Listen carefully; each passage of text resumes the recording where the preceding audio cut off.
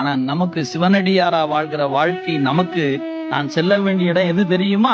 அந்த திருவடி. நான் எங்க போயிட்டு இருக்கேன் தெரியுமா? திருவடி. நான் சொன்னேன் மரணத்தை நோக்கிய பயணம் என்று, அது பொதுமக்களுக்கு. ஆனா நமக்கு எப்படி இருக்கணும்? கைலாயத்தை நோக்கிய பயணமாக இருக்கும். எங்கேயா போற? கைலாயம் நோக்கி போற. ஏன்? எனக்கு இறைவன் அந்த வாய்ப்பை கொடுத்து, இந்த பிறவியில கைலாயம் நோக்கி போற வாய்ப்பை எனக்கு கொடுத்துருக்கிறார் என்று நீங்க முடிவெடுக்கணும். எல்லாரும் ஏற இடம் திருப்பூர் ரயில் நிலையம் தான். திருப்பூர் ரயில் நிலையத்துல வண்டி எங்க இருக்குது? எல்லா ஊருக்கும் ரயில் வருது. நீ ஏற வண்டி எதுவா இருக்கணும்? கைலாயம் போற வண்டியெல்லாம் இருக்கணும்.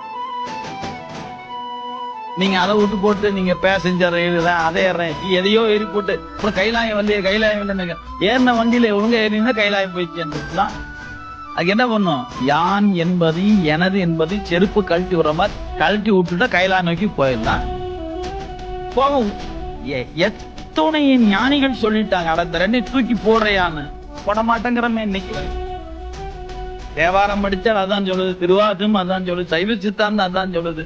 பின்னாடி வந்த குமரகுரு, தாய் மாணவர் அருணகிரிநாதர், அத்தனை ஞானின்னு சொல்லிட்டான். டே, யான் என்ற செருக்கு வேண்டாம், எனது என்ற செருக்கு வேண்டாம், தூக்கி போடு அப்படின்னு கேட்டா அத ஒன்ன மட்டும் பண்ணவே மாட்டேன் அப்படின்னு கங்கணம் கட்டி கொண்டல்லவா ஓடுறோம்.